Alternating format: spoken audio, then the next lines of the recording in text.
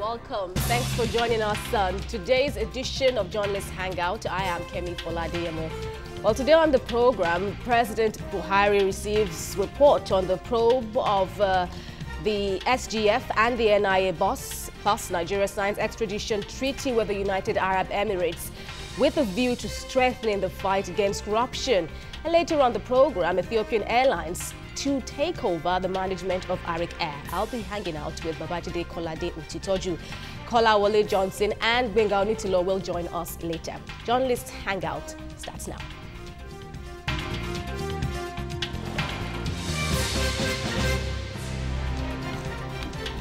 All right, so a former U.S. Vice President, Joe Biden, famously said fighting corruption isn't just good governance, it's self-defense. But how do you fight corruption when one of your most powerful aides is accused of corruption? Now, this was one of the puzzles that President Muhammadu Buhari presumably struggled with before embarking on his medical leave in May. And last December, the Senate had accused the secretary to the government of the Federation, Babachir Lawal, who was one of Buhari's most powerful aides, of corruption. And when the Senate invited him to clear his name, the SGF shunned its invitation 3 times and once said the Senate was talking balderdash. Now, this forced President Buhari's hands to suspend him. But the wave of corruption allegations didn't stop with the SGF. It then moved to the National Intelligence Agency. In April, the Economic and Financial Crimes Commission uncovered eye-popping sums belonging to the agency in a Lagos house. And, well, these cases left Nigerians confused about the federal government. To dispel all these doubts, President Buhari then constituted a fact-finding committee and made his deputy, Yemi Osinbajo, its chair. And the report has been submitted to the president. Nigerians are waiting anxiously to know its content. So what might come out of this report? I begin with Babajide. What's your take? Of course, Osinbajo didn't say much. He said we should wait until the president makes his conclusion. But what are you expecting? Yeah, I'm expecting the vice president, as usual, to live up to his reputation as a very decent Nigerian. A Nigerian who, in my view, does not have a blemish that is known to the majority of our people. A Nigerian who has shown that we can actually have decent people in public service. I've followed Osinbajo from his days as Attorney General of Lagos State, and I think I've never had any cause to even disagree with him. I've never had any cause to disagree with him. He always seems to get it right. And in this case, not just because he's a decent man, I expect that he will have done a job as dictated to him by his conscience. If Osinbajo tells me that Babachir Lawal is not guilty, I may be disappointed, but I will believe him. I have that kind of faith in him. Disappointed, but you will believe him. Let me. I have to explain before Nigerians misunderstand me. It's so easy to be misunderstood. If he says he's not guilty, you know, he has access, the vice president has access to some facts that I have not been privileged to see. I would want to believe that with everything that I've seen, with everything that I've read, that the SGF did not cover himself in glory. But at the same time, I want to believe that whatever Osinbajo comes up with will represent the truth of the matter. I have that kind of faith. And he had enough time to have, you know, he's had ample time. If there are people in Nigeria that you can trust with that kind of job, it has to be Yemi Osinbajo. That's why even the GO of RCCG said, when you give Osinbajo a job, you can go to sleep. Expect it done. I do not even need the GO to say that to me. I have studied him for close to 20 years, and I know that he's a very decent man. Look, and he does things as dictated by his conscience, and he's a man of good conscience. When Tinubu gave him that job of Attorney General of Lagos State and directed him to purge the judiciary, the first thing Osinbajo told him was, look, I don't want to do this job, and then you come under some pressure and you tell me, no, let's not punish this person, let's not fire this person. He said, I don't want you to get involved. I will do the job the best way I can, but I don't want outside interference. And Asiwaju allowed him to do the job to the best of his conscience. He didn't get involved. And Osinbajo fixed the Lagos judiciary. Whether anyone likes it or not, the Lagos judiciary is the reference point for the whole of Nigeria. He chased away the dirty judges in Lagos.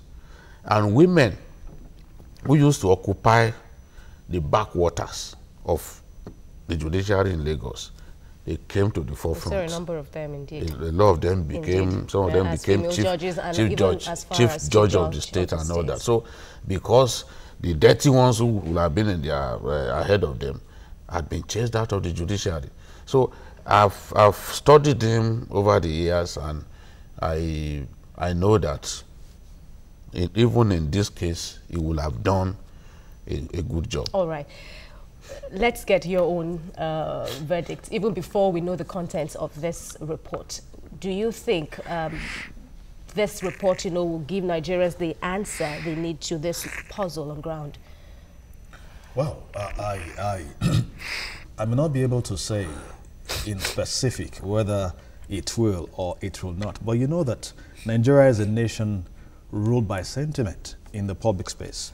See, the way the media also paints issues, the way we promote issues, again, it's another theory entirely to discuss. Media sets the agenda for public discourse via two ways. The first, you tell the news. The second, you tell us what to think about the news. And most times, we fulfill the first rule by telling the news excellently. Now, what you tell people to think about the news is the next, is one vital step that a lot of times is being influenced in the media space. I give you one example, and I come back to your question. When Evans was arrested, and the news was Evans, the kidnapper, had been arrested. That was the first stage. Then the second stage, then the media started telling us what to think about the news, but by describing Evans as the billionaire kidnapper, the kidnapper with a golden heart, the generous kidnapper. So we started painting that act as if it was a good one. So we were setting agenda for a wrong public perception of that issue. Now, coming back to this. The SGF case and the NIA, let's attempt to give the three layers of the events: the pre, during, and the after. The pre-event, a man went to the Senate. Oh, no, the first was that we heard in the report that there were complaints in the National Assembly that they were making money, that even some old members said that if they had known, they wouldn't come back for this particular one. That was like they came to spend all the money they have gotten. And one avenue that we all know that he got money from is constituency project. And you have a man who came out to say you cannot get. He wasn't diplomatic about it. He was so, so confronting by telling them that, guys, we would not we will not implement your constituency project. And this guy saw a man who was standing in front of the only avenue they have, whether you call it legit or not, of course, to also satisfy their political interest. And it was a convergence. Whether you are APC or PDP, they found a common front, a common interest. So the man was taken out. Now, remember, even some said they will go to court to get him out. It will tell you the desperation to get this guy out. And after he was kicked out, a report was set up. A panel. Panel set up. But before that report was submitted. 2 weeks after he was eased out, two things happened. First, constituency project successfully got its way through in the budget. That should give you some inferences. Secondly, another major thing under the office of that man also was settled.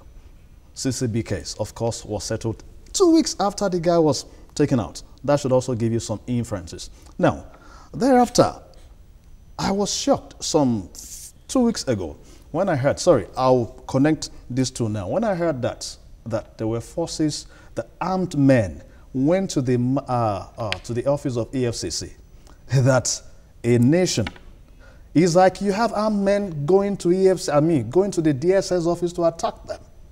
Now, I heard the NLC chairman say that shows corruption war is being won. It's a lie. It shows that the corrupt fellows are getting, more bolder. They're getting bolder by the day. So if you want to stand against us, we can take you out.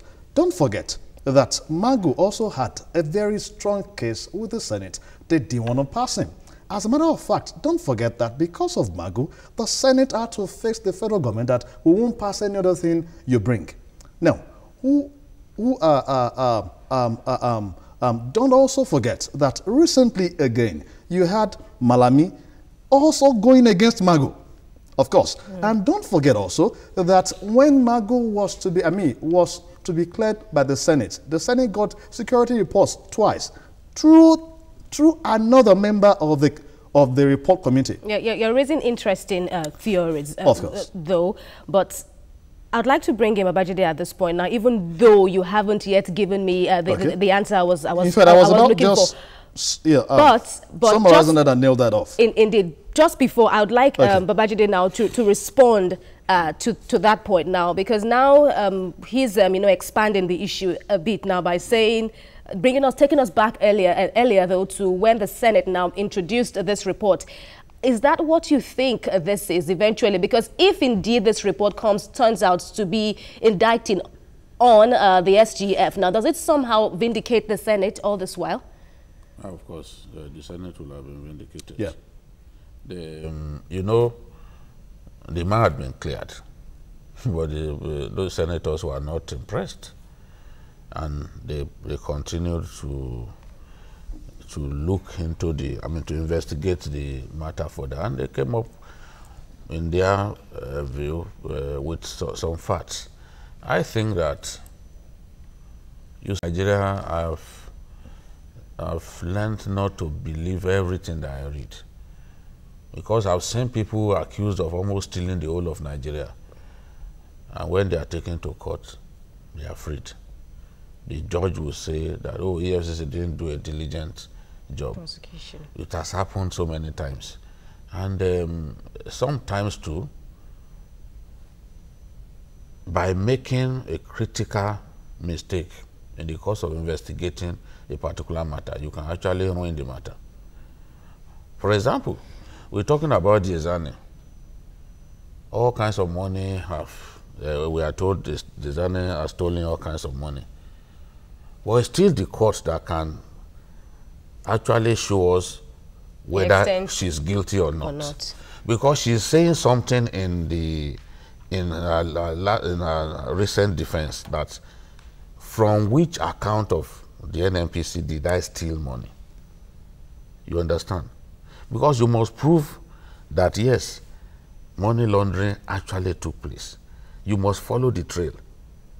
So there are technicalities that usually ensure that cases of corruption that we think are likely to be won by the state don't get won by the state. So you have to prove that indeed this woman stole this, this is how she stole this and that.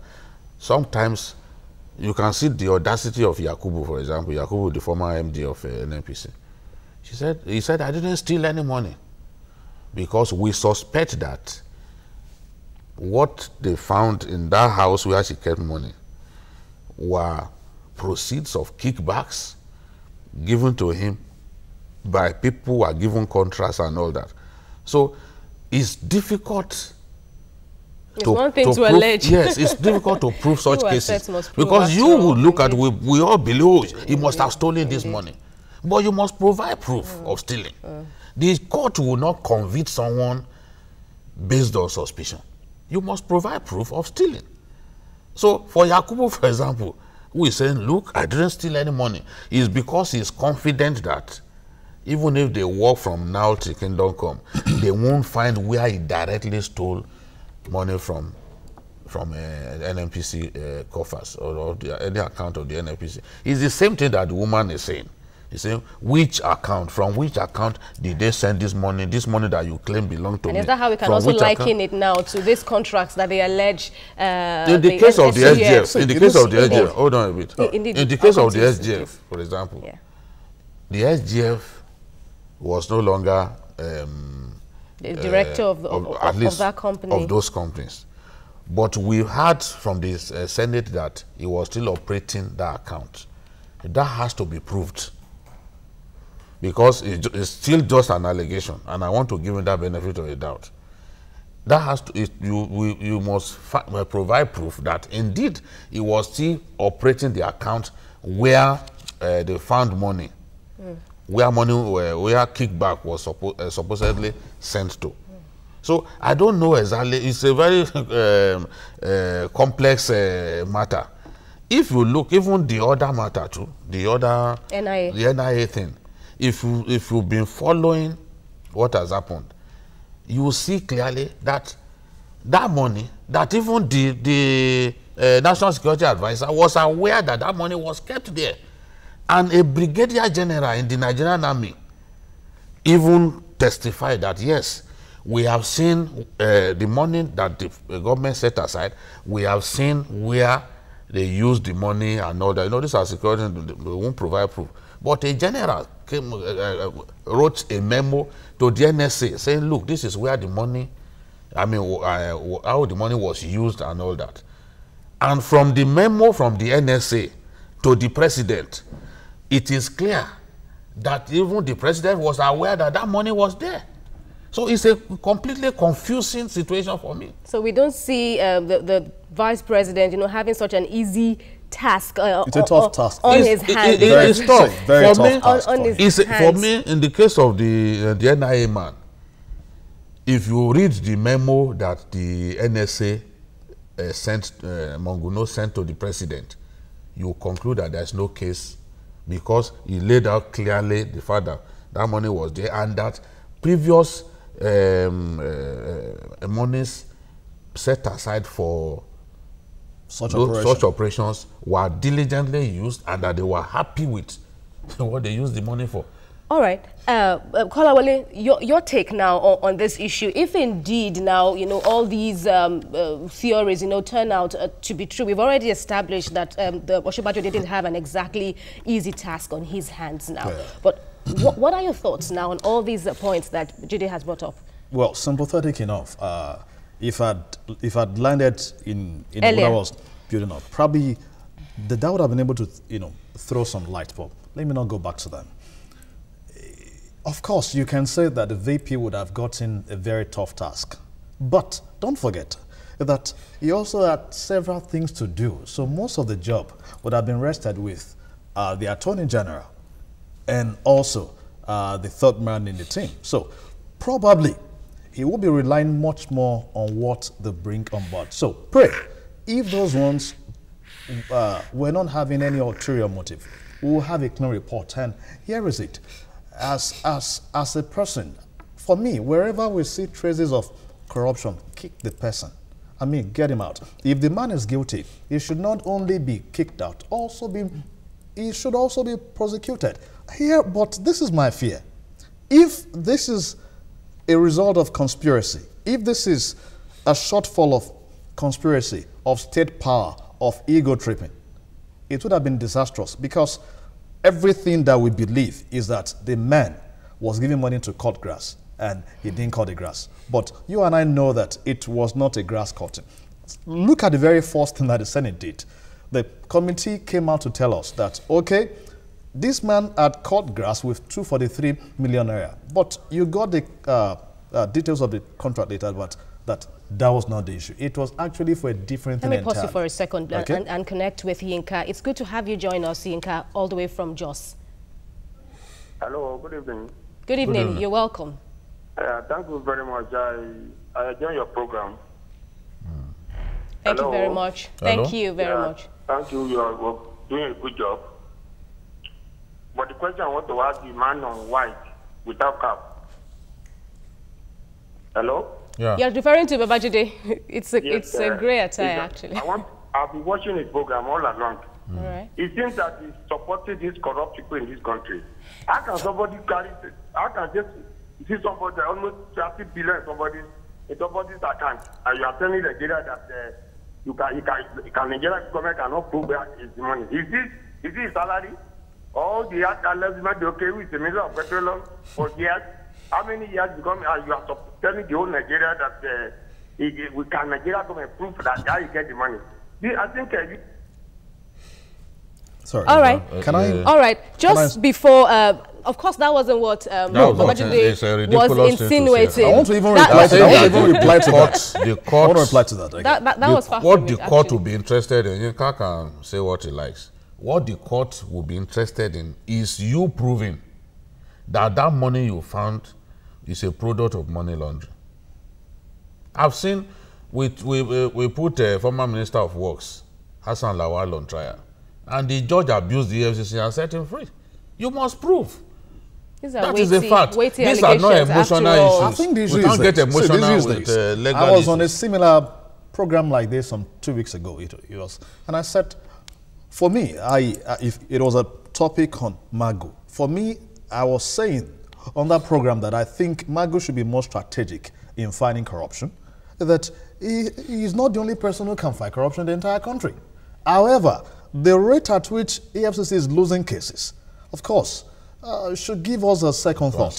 Anyway, What we are the reasons? we One, will get to the issue of designing, because that, as it is, in the topic on for discussion at this point. Now we're talking now about this Osinbajo panel that investigated the Oke atrocities, alleged atrocities, so to speak. But let's even go on now to the NIA.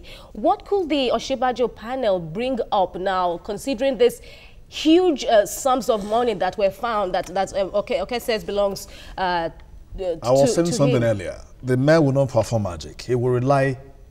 See, the first person or one of the members of that committee is the security person. Yeah? So the vice president will rely on him to give him facts and figures about the money. So whatsoever he brings will be the final for him to judge with. He cannot manufacture anything from anywhere. So if the man comes to say this money is not a proceed of crime, that this money is actually a state-owned money for this project and it's been found to be true, the vice president will not come to say, no, that is not. He cannot do that. But the money has even been Likewise. forfeited now to the federal government. It belongs to the Didn't the money, Before from now, what we heard, Alhaji Lai Mohammed, in an interview with Vanguard, actually said that the EFCC was told by the NIA officials that, look, that money belongs to us. At the point of the raid. But they still went ahead and carried out the raid. So, and then the letter, the memo that Monguno sent to the president, which Oke also presented as part of his own defense, which Monguno has not denied. If anybody reads that memo, you know that clearly this is government money. It's government money, and you know the way the security, the NIA, the way they work, some of the things they do underground. that covert operation. Covert operations, they don't have to announce to you. And involves monies and involves Yes. For example, huge finances. if the federal government, if the president gives the go-ahead, that look, go and bribe some of these to extract Boko Haram information. guys, go and bribe them. We don't want them to continue these killings. It's not going to be a small amount of money.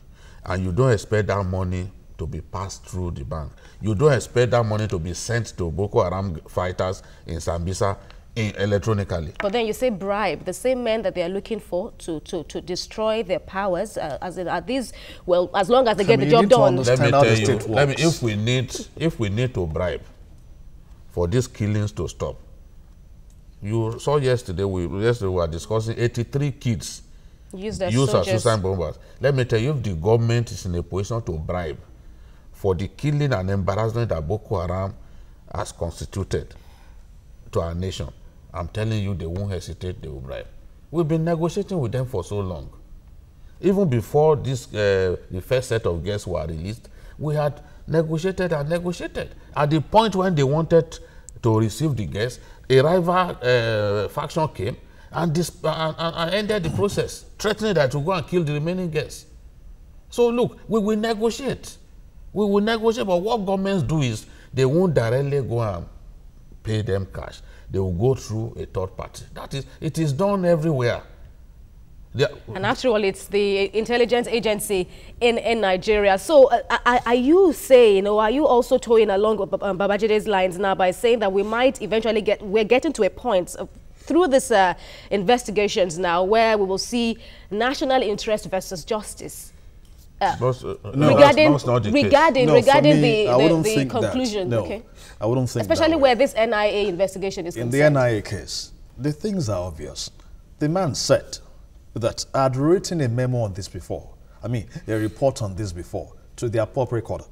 And there was a memo that we read in the public space. You provided it. That clearly, you know, gave the description that such operation is going on somewhere. And we have even appraised that he has done well with this operation. So if there are some things that were not clear, and because of that they had to move in on them, no problem, the state is right. However, it will not be justice against the interests of the state. If the state says, oh, okay, this is the truth, now we know, we can let you go. That is not justice against state interest. That is actually justice. Justice for justice doing the right in itself. Likewise, in the second case of the SGF, if they said, oh, this man is guilty, let him go, that is also justice for justice. If he's guilty, then he has to stand trial. I have said it here before, if he's guilty, he should not just go, he should be prosecuted. Because this is a government that says that the capital project is anti-corruption. However, if he's not guilty, and you will say because, oh, how do we explain? Call the trap up. If he's not guilty, come out to explain to Nigerians. If you think you've investigated enough to see that, okay, from the beginning to the end, this is a conspiracy against this man. See, I was saying something to you then, that don't forget that some people were against Magu. And these are the same folks that kicked this guy out. So if you suspect conspiracy there and you know that he's not guilty, please do the right thing. You may not return him back to that position. Explain to Nigerians. But then on record is Lawal's utterances now at the point him asking who is presidency, at the point of him, you know, challenging the Senate and calling all their allegations, balderdash. How will these, you know, help his cause now in the investigations? You know, we all have these. How could it have influenced now the investigations? There was no way the man. I mean, there was no way you would even separate the man from all the imbroglios. He put himself in the trial. If the Senate, as an institution, is asking you questions, and the best you can say is balderdash, of course. See, he's paying for it. Of course, you knew that from day one. The man was trying to protect the government. That no, we won't fund this constituency project for you. We won't fund your excesses. But there are diplomatic ways of going about things in such a way that... But even at that, I think that, just as I said earlier, it's difficult to know exactly what Osinbajo's verdict is. But I'm confident that I will do the right thing. There could, in the end, in my view, the president, whether Osinbajo clears the SGF or not. Remember, a panel had earlier cleared him. Whether he clears him or not, I think the right thing would be for the president to let him go. Because even the involvement of a company where he had interest is enough to damage his reputation. All right. So the best thing would just be for the president to let him go, because Nigerians will not believe. Even if it is the truth. If you clear him, Nigerians will remain unconvinced. So the best thing for the government is to let Babashir Lawal. So that way it's a win-win, especially when we look at the implications it could bring at the federal government. Well, still to come on Journalist Hangout today, Nigeria narrows foreign havens for corrupt individuals and then signs extradition agreement with the United Arab Emirates. Stay with us for that and more.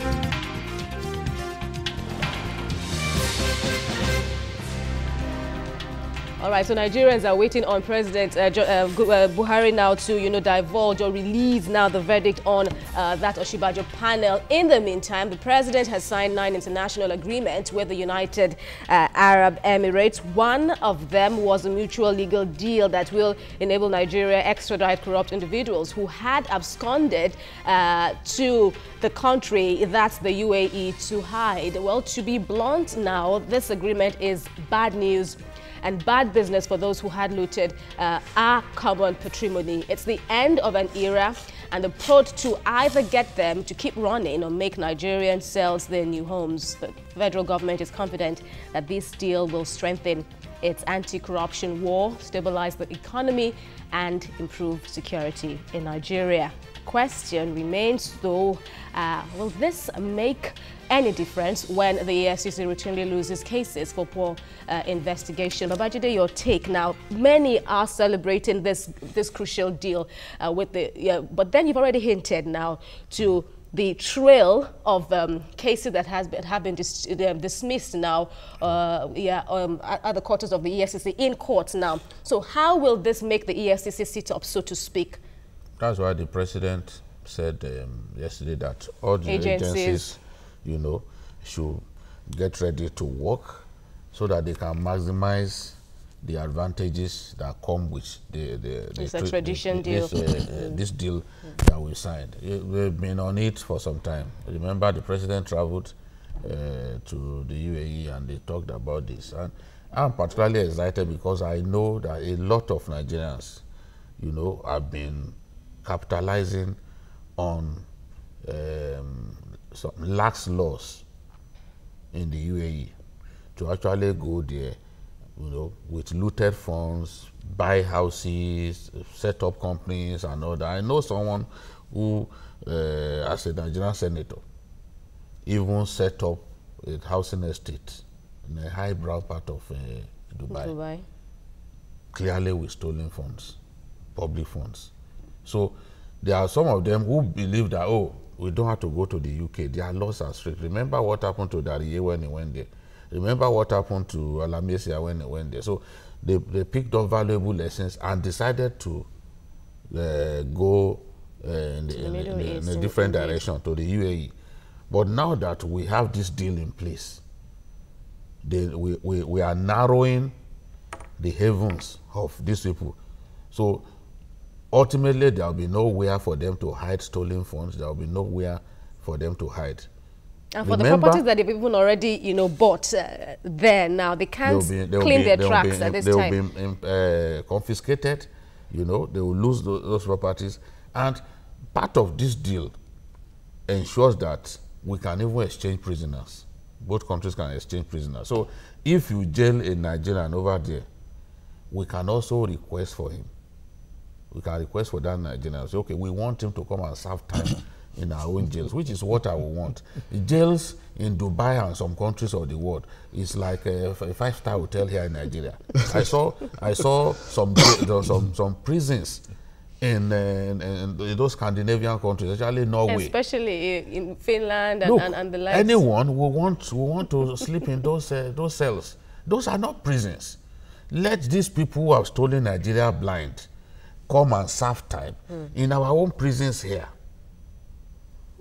Prisons, terrible prisons here. Let them come and serve time here. Well, that is coming at a time where... Remember that the former governor of Delta State was in Dubai. Buhari was in Dubai. We had declared him wanted here. The UK people had declared him wanted. But because the Britons had this deal, this traditional deal with UAE, they were able to send him to the UK, where he faced a trial. He was jailed, his girlfriend was jailed, his wife was jailed, and all that. So it's a good thing for us to have this kind of deal in place. And I'm happy that one of the first things that the president did after he came to Nigeria was to sign this document, affirming clearly that the war against corruption, that he still takes the war against corruption seriously. And that for those people who have been keeping money in Dubai and all that, their days of infamy are on the way. Yeah, but then, Kolawole, this issue still, like we have already hinted now, it still falls on these anti-corruption agencies now to do their works, because, well, now we have this really strong law, but then it's on paper. These cases will still have to be proven beyond reasonable doubt. Let me tell you, the greatest challenge we have in Nigeria now is the fact that you have rivalry between or among some key security agencies and the anti-corruption agencies, and that is not so good for us. You have a situation where as we speak now, where the Justice Minister, the Attorney General, is accusing our own head of anti-corruption agency of disturbing corruption work. And you start asking yourself, are we sure we're getting anywhere? Are these people not fighting the same cause? I mean, are they on the same page at all? And of course, the house divided against itself shall fall. So we may have some papers until we have, it is a different ball game when Mr. President is committed to a cause. How about the officials you have? So except there is a stamp authority of the president on this fight, beyond his personal integrity, beyond his personal conviction on every agency. Of course, you bring such vibes that OBJ will bring on you if he's appointing you to a position, or the same vibe he will bring to call you to order if he sees that you are, going outside your mandate. So I think there should be a form of a stamp authority of the president on what exactly he wants. The first is this: Magu had issues, and he didn't have. See, that issue was not about him alone. Mr. President wanted him confirmed, but some forces in the presidency didn't want him. So these papers that we have signed, how sure are we that it will work? When some people will call him to order, this is a place you can go, and this is a place you can go. So for me, I think to go beyond the papers is to have this, not just the national spirit, not just the president's spirit against corruption, a kind of authority, a government force against corruption, so that we have a clear line of communication. If this is where this man power stops by law, let him exercise that power. And if this is where Mr. B power stops or starts by law, let him also exercise the power. But if power A will fight against power B, because the interest of power A is different from the interest of power B, and you ask yourself, when are we making progress? So beyond the papers, Mr. President, forcefully must call his officials to order, and even by himself, give them a form of a template of what he wants. See, he has contested the election 2003, 2007, 2011, and he's been campaigning against corruption. He should, I'm very sure that he should have a template. Being a former president who had seen it all through the ranks, he should know because where Nigerians the loopholes anyway are and what to do. Nigerians are eagerly, waiting to get results. Now, we're alleging this, alleging against that other person. But then Jide also raised interesting points. Now, when we see, these corrupt politicians former office holders now finally, get their time in jail. But then what would Nigeria be now? Of course, Olabode George has served time in prison. Was it Suswam now that was in jail? But then the scandal, the scandal of him, escaping. Indeed now. But then are prisons, ready to absorb corrupt politicians when found guilty? If our prisons are ready to absorb a man who stole 10 on the street, who stole a biro, a tuber of yam, and is jailed, they should be ready to also absorb the man who is stealing billions in the high places. But this is my fear. I expressed this fear 2 weeks ago, and I said clearly that for me, I have supported Magu with everything I have. But I want to say that we have to call a spade a spade. You need to get your game right.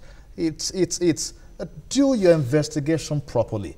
Get your fact. You cannot present your fact before a judge in a law court and he will rule against you just like that, arbitrarily. No. So then but you can't take the sentiment you put on social media to court. It will not work. We've also seen, apologies, Kola, we've also seen, Babajide, now we've seen Charlie Boy, well, his words now is a bit timely now. Now that President Buhari has signed this deal now, and then Charlie Boy and co are saying, okay, they are going to advocate and do a sit-out now at the offices of EFCC, calling for the extradition of the former petroleum minister, Madam Diezani. Now, could all this, somehow lead now to bringing the former petroleum minister home to answer to all these allegations against her? Will we see this ultimately? Many Nigerians had expected that before campaigning that the president should come home, that Charlie Boy and co would have demanded for the extradition of Diezani. But clearly they were not bothered about that. It was the president who fell sick that they were saying must come home or resign, and all sorts of things were said about him, unprintable things. So they are responding to the criticism of Nigerians now, because Nigerians said, look, why are you not talking about Diezani? Why is it that is this president that you are holding rally against? So they've gone now to say, okay, we want to do sitting. So late in the day, they want to do sitting about Diezani. Well, I do not quarrel with them doing sitting, even though I felt they should have thought about that earlier. But the issue is, it is the Attorney General of the Federation who can ask for Diezani to be extradited. Don't forget, she has a case in London as well. She has a case. She was brought to court and granted bail. So that case is still on. They are diligent people. They are probably still investigating. By the time they are through with their investigations, there is no way Diezani will be able to escape. But they are not going to bring you to court when they are not very sure that they will secure conviction. They've learned hard after all. Yes, they will not do that. So they will take their time. They will take their time, but they will do an excellent prosecution at the end of the day that will lead to conviction, that will lead to lessons being picked up by people. So I'm confident that the Britons will get it right. Remember, that was what happened in the case of Ibori. They took their time. But at the end of the day, they got Ibori, they got his lawyer, they got his wife, they got his girlfriend, and they jailed everyone. They got, their case was so watertight against Ibori that none of those people could escape conviction. Sure. So I think that is what will happen at the end of the day. It's a good thing that we have this situation. The president has gone this far. Now, the EFCC, just as he said, has to up his game. I don't think the question is simply about Magu. We must also fund the EFCC sufficiently so that I can get the best lawyers. Because but if we have notable names. We have notable names. They must get the right lawyers. They need to look at how are the lawyers. But what will the right lawyers do when the investigation has been poor? They feel it's the investigation is not always the problem. Sometimes too, if a lawyer does not do his job well, you will not secure conviction. But thankfully, these cases can be appealed. Now, they could come out stronger and better now. I'm talking about EFCC and co now, when they get to the appellate courts. I want to respond to the earlier point about Charlie Boy. See, the fact is this. We must have some people as conscience of the nation. If under their right, under the Constitution, if they choose to say, okay, this is the man we elected to power, let him either resume or resign, I think they are right. Even if they sit out from from now till next year, their sit out will not bring back Diezani because there are processes. So tell them not to suffer themselves. They can only mount pressures. They should not sit out. Because processes if they involved. choose to sit out, is their problem. There's nothing I lose. There's nothing they can do. All If they right, sit fine. in the But for sun, me, from now till Kingdom Come, that's their problem. I think they say There's nothing that I it's lose. 2 days now that they are given, that they will do their Okay, sit-in fine. now. That's But fine. then President Buhari is on record now to have said all Nigeria wants is the money. So let these politicians, submit these ill-gotten funds, these ill-gotten properties, forfeit them willingly also to the federal government. Could this deal see Nigeria now recording? Fine, they may not name the names of these people. Now, could this deal see more of these Nigerians or more of these politicians now bringing in If they are, willingly? if they are sure that, Sorry. if they are sure that we are getting close to them, in order not to spend time in jail, some of them will come forward. There are people coming forward already. But that's the why, point. Is that that's good why enough? it's difficult when people ask Alhaji Lai Mohammed, and they said, look, we just can't mention people's names. And some Nigerians were like, why is he talking like this? Right. Because you make it difficult for other people to come forward willingly. Prosecution costs money. That was why Nigeria decided during Obasanjo's time to plea bargaining. to enter into a deal with the Abacha family. Because we were losing money. And at the end of the day, we considered some of what the Abacha stole to them, and Nigeria took the rest. Got more. Because it was costing so much money to prosecute the case, and we were heading nowhere. So Alhaji Lai Mohammed said the right thing by saying, look, we can't name these people. If we name them, other people will not come forward to willingly give up what they've stolen. So that is the thing. We need the money. Infrastructure is suffering in Nigeria. Wherever we can find money, stolen money, let us take it. It's just one palm sec. Palm sec, they recover $660 million from him. They recover another $137,000 from him. One palm sec in Nigeria. And some of these palm secs, some of these former controllers of works in the Federal Ministry of Works have gone on to build houses in Dubai and all that. Their time to suffer for the stealing of what belongs to you and I has come. With this treaty, I sincerely hope so. They know. Well, I'm an optimist. With this treaty, we can proceed to demand for what belongs to us. A lot of what Abacha stole has come to Nigeria from Jersey Islands, from Liechtenstein, and the rest. I expect that the same thing will happen. If those countries cooperate with us, they will return what some of these rogues stole from us back to Nigeria. I'm expressing doubt, and here are the reasons. Doubts on us going far with this? On us going very far, and here is it. When the whistleblowing policy started, it was like every angle. Of course, everybody was a referee, blowing whistle. But what has happened? You have a gang of rogues who daily research on how they can up the game. I just mentioned a case to you that EFCC office was attacked by gunmen in this same country. It's like going to attack the DSS of the police. I mean, you take the battle to them, and let nobody say that it shows that anti-corruption war is being won. No, it shows that they are getting bolder, the dexterity is getting higher. So, before the law came, they must have seen some details. And don't forget, are you saying that the whistleblower policy has not yielded? Greatly it has yielded. Out of That is what we want. yielded. That is So what we much has want. yielded. What Now, we want is for the I was money about to be brought comparing back home. that. Yeah, I was about comparing that met them unaware. I said before this law came on board, they must have seen the processes. So some of them would have been doing they would have been selling some properties, even though it would be in lieu. Many of them will be planning to get out of this. For me, what I will want or what I will suggest is this, which is not possible.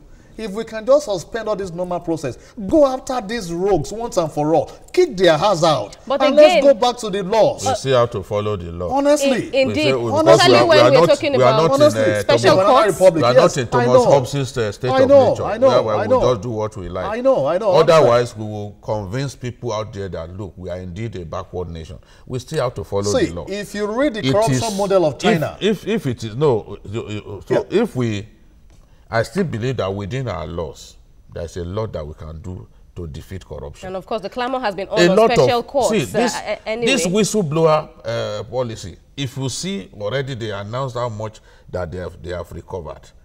It's progress. It's progress. Last year, we didn't recover that much. Any amount, yeah. And people know now that if they recover any money above 2 billion, they get 5%. If they recover money 1 billion and below, they get 2.5% for money above 1 billion. For any money that is above, that is one and above 1 billion. 1 billion and above. 2.5% for 1 billion and above. You know what a friend then told me? 5% for 1 billion and below. People are coming out to say, look, this money is here. Did we know that Yakubu kept that kind of money in that run down part of Kaduna? Nobody knew. Now, so it's progress, and I believe that more and more people, as they continue to see that we are paying commission to the people coming out to expose these thieves, more people will come out. Their drivers will come out. There are drivers that they pay peanuts to, and yeah, the drivers are the people who go to help them hide the money. The drivers will come out. Their girlfriends who see them where they are hiding money, and they probably don't give them enough money. Their girlfriends will come out. So we could see whistle policy playing out now in even under this new, of course, even under this new deal. You think that if I know that if I will get if I know that someone has like 5 billion in Dubai, you know, if I know that he has 5 billion in Dubai, and I know how much I can get. I'm aware of his account in Dubai that is packed full with stolen money, and I know that I will get 2.5% of all of that. You think I won't walk up to Adeosun and tell her that, look, somebody has kept this money. But then, Kolawole, I would also like you to talk about the right of Nigerians to know, because in this case again now we could see. I don't want to believe that you guys or you gentlemen are, going out for let these men come to court rather than, is that what you want? Let them come to court, let them have their day in court and possibly jail afterwards, or do we just get our money and ignore the court system? The time will not permit to start rolling the data, the statistics of how terrible corruption is and what it has done to Nigeria. If you today in Nigeria, according to report, of course, let me say before now anyway, and I don't know if it is different now. If you vote 100 naira for anything, you cannot get more than the value of 20-25 naira. That is the highest you will get. Now, imagine if... It depends on how greedy that corrupt person is. You may not even get more than 10 If it's not so greedy, he can let you get up to 50. The report says that in the public sector, that the highest you get in value is about 25%. Some, would have gone in with bribery, and some will end in corruption with the contractor who will do a shoddy job. So imagine, that is to tell you that we should have gotten a minimum of ×4 of the level of infrastructure that we have now in Nigeria. So if we just collect the money and they don't have their days in court, you may say that is a slap at the back, because they cannot give up all. They only give up some. But this is my fear. The men you want to put in charge of this, in charge of the implementation, are they not also corrupt? Or will they not be corrupted in the process of seeing to this? That is the fear I said I was going to express about the success of this. Well, today, let's hope. In Nigeria, they said everyone has a prize. Indeed. Let's just hope that. We got more than 4 billion from the Abachas, and we didn't put anybody in jail. $4 billion. $4 billion. Out of how much? And that was then anyway. And we allowed them to keep 2 billion. Well, but then, like he is saying, like Kolawole is saying if they now, declare 6 billion, you share. You see, there's a difference. Giving all. There's a difference all in when people willingly,